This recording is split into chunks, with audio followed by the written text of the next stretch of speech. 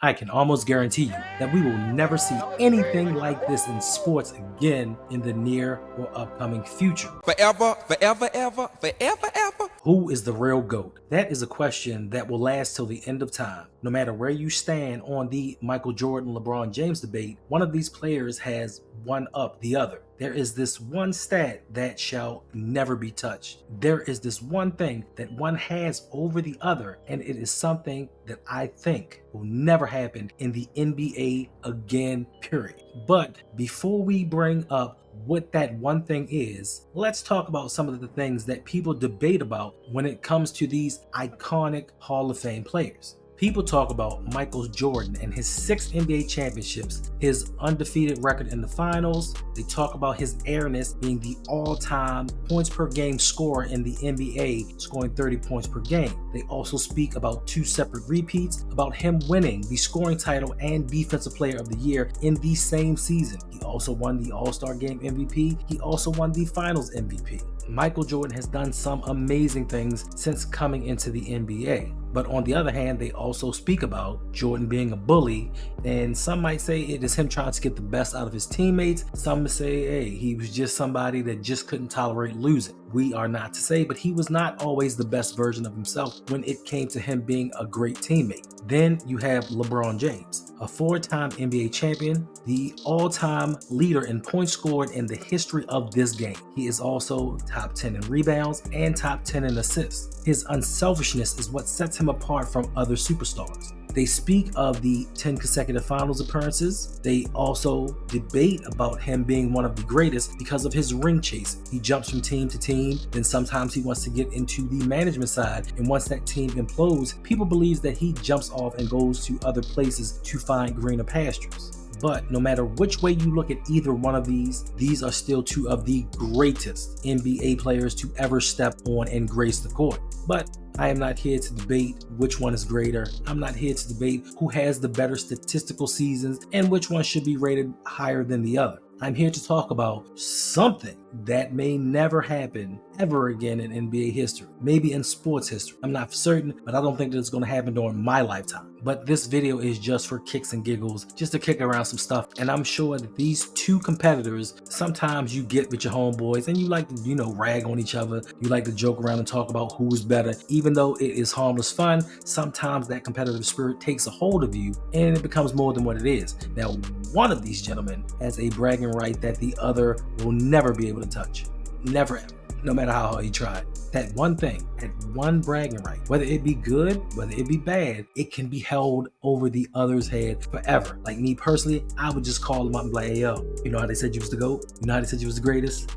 Cop this. Can you beat this? What you gonna do about that? You ain't never seen nothing like this before in your life. And on the other end, they like, you got me. Like, it's eating me up inside, it's burning me out, but you got me. So there will never ever likely be anything like this in the NBA. And that one thing that he can hold over the other gentleman's head is a father and son duo playing in the NBA at the exact same time. And not only are they playing in the league together, they are on the exact same team, playing on the same squad, leading out the same huddle, practice together, on the road together, all of that good stuff. Whether it be good or bad, I don't know. I don't know if I would want to travel with my father around the country doing some things I don't want him to know about. But a lot of people do not like this. Some point to nepotism as the reason that this is happening. And the only reason he would get drafted is because his dad is LeBron. Sort of the same reason you got into law school, because your dad went there. Connections matter. They always have. Dan Hurley's son,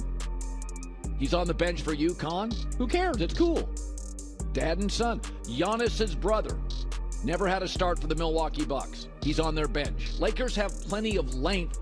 They could use athletic young shooters. Every time you drive down the freeway and you see a plumber's truck, you ever notice it's like Johnson and Sons? Dad's handing off the business. But to me, I say, why not? Owners, coaches, GMs, they have used their relationships to get loved ones jobs for centuries. It has happened so much throughout the years, a lot of us don't even pay attention. But this time, it just so happened that arguably the second greatest player in NBA history got his son into the league and onto a team. Now, I believe that Bronny would have made a team either way if he'd have stayed in college, gotten better, gotten some playing time, gotten with a better coach. So I think he would have made the league regardless. For the one outlier of Nikola Jokic being selected during a McDonald's commercial in the second round, there's a bunch of guys, geese, and scrubs. And I know a lot of people are going to say the only reason. It's not the only reason, because he may turn into be somebody. He plays good defense. He can shoot the three. He just didn't have an opportunity. And with some other unfortunate things that happened, it didn't work out that way. So let's not down this. I've seen some draft picks. I've seen some #1 overall draft picks that were bust. This kid is a second rounder. This kid was picked 55th overall. And a lot of people are up in arms about it, where you take a dude in a draft that's like, we don't really have anybody for the #1 pick, but we're going to throw some names out there, and whatever sticks.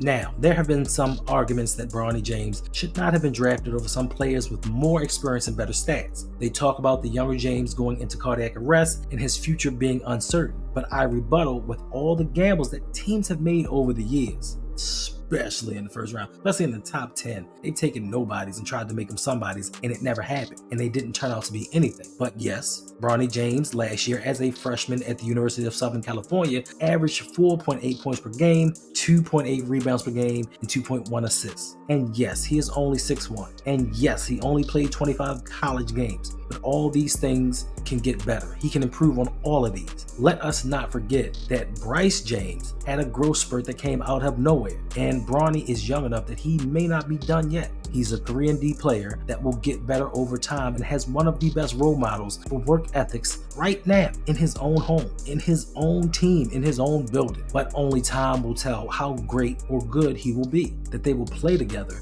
And it is also not just the fact that they will play together. It is also as simple as having your son follow in your footsteps and do as you do. Let me lead the way as a father. Now, Michael Jordan, he has 2 sons of his own. Neither of them made it to the league. Jeffrey and Marcus Jordan, neither of them made a big dent in college basketball. They didn't make it to the professional level of any kind. They just kind of tried and was like, you know what? I tried, I didn't make it. Let me go into business. My father's a billionaire. I don't need to do these things. There was a little buzz going around, but we quickly found out that genetics does not always equate to greatness. Even though your father is the greatest player of all time, and I repeat, the greatest, it does not mean that the children will touch greatness themselves. Now, I know that Jeffrey and Marcus may not have lived up or been able to step into their father's shadow. It is unfortunate because even sometimes if you know that your child is not going to be as great as you are, you could hope that they could come in and actually do something. Just be decent, just make it to the league, maybe play a couple seasons and do whatever.